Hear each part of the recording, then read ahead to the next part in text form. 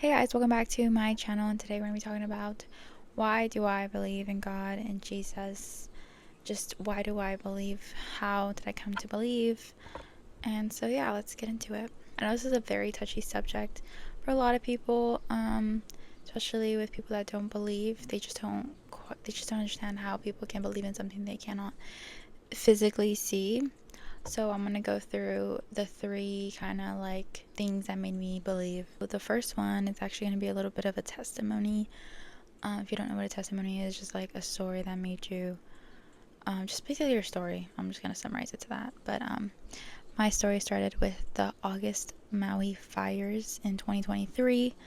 I graduated that year actually from high school, and then literally like 2 months later, this happened. So I was definitely in a different place back then. I didn't really, but I grew up in the church, so I believed in God a little bit, but I didn't really understood why I believed in him. I just knew that our family did, and I was kind of just lost. I was living in sin 100%. That's not even a doubt. And I was just even starting to believe, the lies of the enemy, thinking that we were created by like this big bang or something. I was just really off the chart. Okay, when this August fire thing happened, that wiped so many houses. Actually, the house we were living in also burned. We had to, barely by like 10 minutes was a difference between life or death. Honestly, choosing when to leave was the best decision we ever did, because that's the reason I'm alive today. A lot of people lost their lives, unfortunately. This is how I kind of woke up. After all the August fires things happened, I was very numb. I didn't cry. I was just like, did this really happen? Like, it just didn't seem real, because nothing really ever happens like that on a small little island. Like, we don't really have those big catastrophes. Like, we had fires here and there, but they never ever wiped, away almost a whole town. That was just pretty unbelievable to me. And so in my head I was like, maybe this is just a dream. But it wasn't a dream, and then I had to face the facts and kind of figure it out, because it was the beginning of my adult life. I was freshly 18, and I just didn't know what I was going to do, where I was going to live, all that stuff. But I ended up living with my father. There's when I kind of got back into the things of God, because my grandparents, who also lived with him in a separate house, they are so strong in their faith. And I always wondered why, And when this fire happened, I was just, in the back of my head, I was like, why didn't I die? Because people that I knew closely died, And it's just unbelievable that we didn't. I didn't know why I was spared, basically. I started to be curious, and be like, okay, like maybe there is a God after all who saved me. So I started going to church with my grandparents, and for a little bit I was kind of unsure, right? I was like hearing the word and stuff, but I didn't really understand it that much. I asked God to, reveal himself to me, and he did when I went to go attend another church, which is my like current church I'm going to right now. My boyfriend actually invited me to that church, and I was like, okay, I'm gonna try it. Like, it's different than what I'm used to, but I'm gonna try it. Went there, and it wasn't the first service that I got an encounter, or the second. I don't even know which first service it was, but there was a service where I had a personal encounter with God, and I was just in my seat, right? I wasn't at the altar, and there were people praying over people at the altar, but I was at my seat, with my hands lifted high, just telling God to give me a sign, like that he sees me, that he just like acknowledges that I'm here, and like, I just want to know why he spared me. So then this lady comes up. I have never seen her again, which is so crazy. But she comes up and she tells me a bunch of things that only God would know. and things about myself that no one knows. And then she started saying that God sees me. And I was, mind you, I'm not at the altar, I'm just in my seat. From there on, my faith went like through the roof. I was like so on fire for God, because when she laid her hands on me and stuff, I was just telling me to surrender. I surrendered, and I felt this warm sensation like from the top of my head to my toes, and it was hot. I was started to sweat, and I was, of course, bawling my eyes out. And that's when I really, really felt the presence of God. It was so warm, so inviting.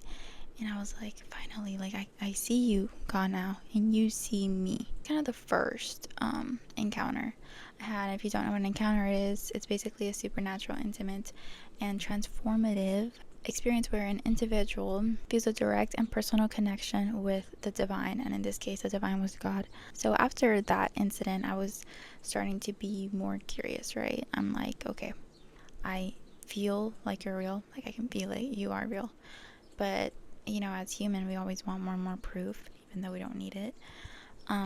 Sometimes you might. And so the second point is that I realized that creation needs a creator, right? Everything needs a creator. Everything we have, everything we own, like everything was created by someone. It doesn't just pop out of nowhere, right? And so I realized that we were made by God. It's also kind of hard not to believe that we weren't created by something, because the world is so like perfectly created. It's hard to believe we just popped out of nowhere. Like the way women are able to give birth, the way your organs move out of place to give room for the baby, the way like our veins and how our skin just stays together, like all your layers. There's so many things I could go on about, but it's just like everything is too perfect. It's just to just believe we popped out of nowhere, right? And so I want to share Matthew 16:23. It actually says, Jesus turned to Peter and said, Get away from me, Satan. You are a dangerous trap to me. You're seeing things merely from a human point of view, not from God's. This is where Jesus predicts his death and stuff, and Peter doesn't believe it. He's like, no, that won't happen, whatever. But Jesus recognized that wasn't Peter speaking, that was Satan speaking through him. Because, yeah, some things aren't going to make sense to us from a human's perspective. That's why when I started to open up my mind, not be so closed-minded and think in the box, you gotta think outside the box. And the more you read the Bible, you're gonna see how amazing it is. Things are possible with God. Even the impossible is possible with God. With our own strength, with our own mind, it's not, because we are limited, right? But he's infinite. He has no limits, and we have to just be okay. Also, I had to be okay with just not understanding everything, right? Not everything needs to be explained, but if you are that person that needs everything to be explained, then I would do a deep dive on the Bible and the history and how creation points to him, all that stuff. Do your research. But for me, I kind of just accepted, my truth, and that's my truth. You don't have to believe it. And last but not least, the Bible, which is super, super important, because it's not just a book, okay? I know it looks like a book, but it's not like any other history book. It's really not a history book, because it's alive. Things that have happened in the Bible are happening today, and it predicts it. No other book is like that. And so it's alive, and it's basically God speaking to us through it. When you read it, it's God. You have to look to God when you're reading. You're not looking at it from your perspective or your point of view or what you think is good or bad. You need to look at it through the lens of God. And I know that's kind of hard to imagine, but it's not all about us, honestly. It's really not all about us. But anyways, for the Bible, I'm going to give you guys some history facts and stuff. So it was written by over 40 different people. So that's over 40 different authors over 1,500 years or so. They all lived in different countries. They had different cultures, different regions. They were all in a different historical context. Yet they still tell the same story. They didn't know each other really, but they still tell the same story. How is that possible?